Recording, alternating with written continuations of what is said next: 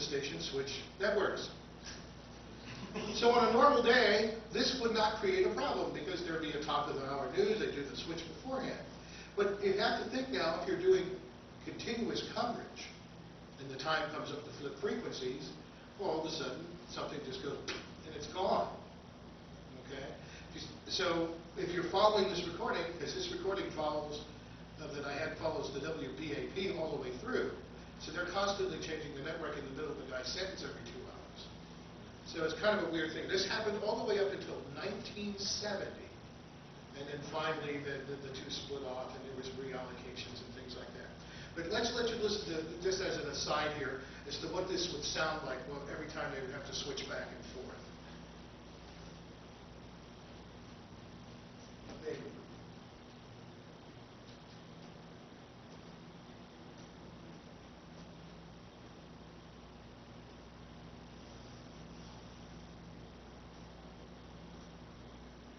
Trust me, it's good if we get there. Ah.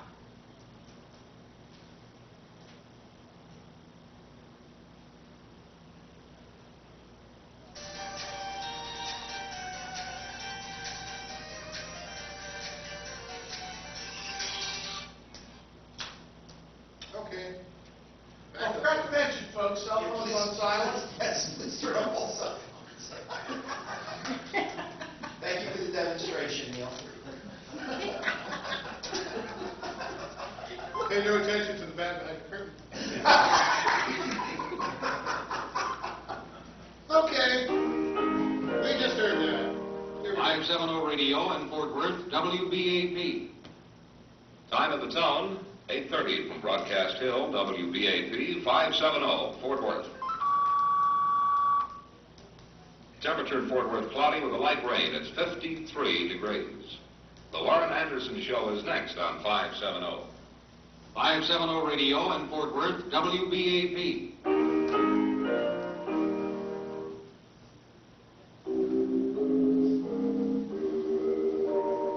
820 radio in Fort Worth, WBAP. So anyway, this happened every hour. They even use different tone signatures for it, so you could identify where you were. Much like if you ever did the shortwave, that happens. But anyway, could you imagine living in that city? Well, let's hear another quick mic side report, and then we're going to do some video of the speech in Fort Worth from KRLD in Dallas. So, here's another this time is an 8:20 mic side report. The time now is 8:30. 7 minutes before 9, and from Hotel Texas, here again is Frank Mills. I had just been trying to crane my neck around the corner of the doorway here to see if there were as many people outside in the mezzanine as there are inside. Of course, we couldn't get that many on the mezzanine, but there are a good many people, almost stacked, I guess you would say, out there. They were unable to get tickets this morning, and I guess they've been unable to get through the lobby to the parking lot across the street to hear the President's remarks to the public there. We are still awaiting his arrival. We have been involved somewhat with the planning here for about the past week or 10 days, and there have been necessary changes and then changes on the changes, and at times it seems very confusing. But now we will have to admit that everything was set up to operate in the most orderly fashion possible. And I think that the Secret Service men, the Chamber of Commerce, are to be commended for the manner in which this affair has been conducted so far this morning, and apparently it's going to go off just like clockwork and almost exactly according to schedule. And that, to me, is a remarkable thing, considering the size of the event here today. Okay, because of the time and what we're doing here with technical things, we're going to switch for a little bit. We're going to have to take the President all the way into Dallas now, the arrival at Love Field. Now, we mentioned about the crudeness of television programming at the time, and you're about to see it. You see graphics today, printing the names under the reporters and everything. It always looks so cool. Well, back in the day, of course, they used something called matting, where they put the white letters on the black easel. Now, of course, the idea was you're supposed to keep the camera still when you did this and try to keep it to a point where it wouldn't affect any of the people to whom, it's not across their face or something. Well, you can see at the beginning of this, they didn't quite have this perfected yet. So here's a remote pickup from KRLD TV as the president is coming in to arrive in Dallas. We're going to all pray. Channel 4 will be interrupted in order that we might bring you coverage of President Kennedy's visit to Texas.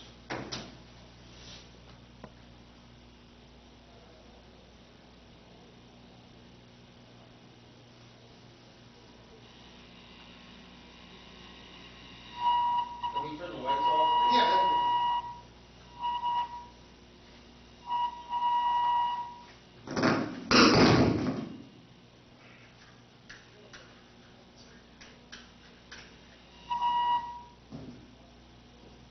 Notice the absolute smooth join. Walker speaking from now.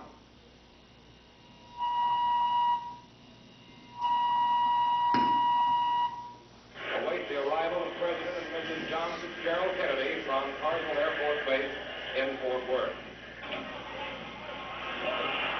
As Mrs. Kennedy, and the crowd yelled, and the President of the United States. And I see his suntan all the way from here.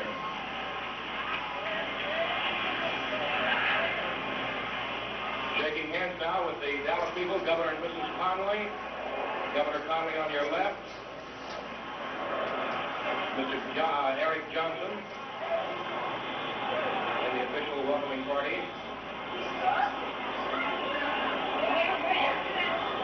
Mr. Connolly shaking hands with Dr. Berkner.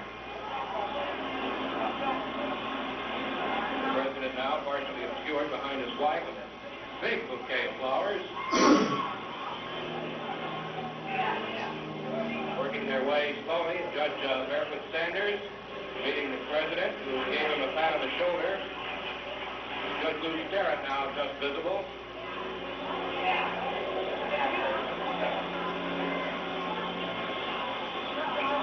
Governor Connolly with his arm around the president.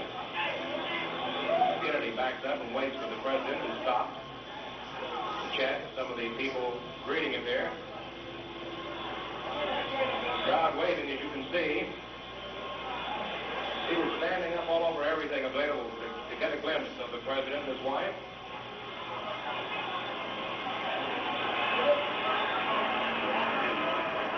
Cheering and yelling going on down the way as they approach the cars. Beautiful break in the weather. Just a beautiful break in the weather. Clear blue sky and a warm sun. Nixon has gone home for the benefit of that person who resigned. He left at 9:05 this morning. Vice President, former Vice President, was in town yesterday. People yelling at them, people running on the inside now, trying to come down to this end of the gate, this end of the fenced-off area, hoping that the president and his wife will move along the fence.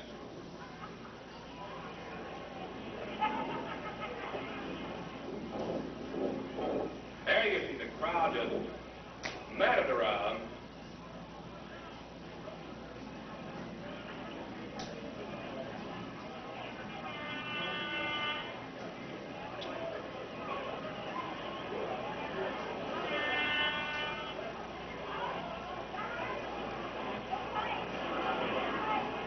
A lot of people out with cameras, just holding them up and snapping away and hoping to get a picture out of their very own camera of the president and his wife.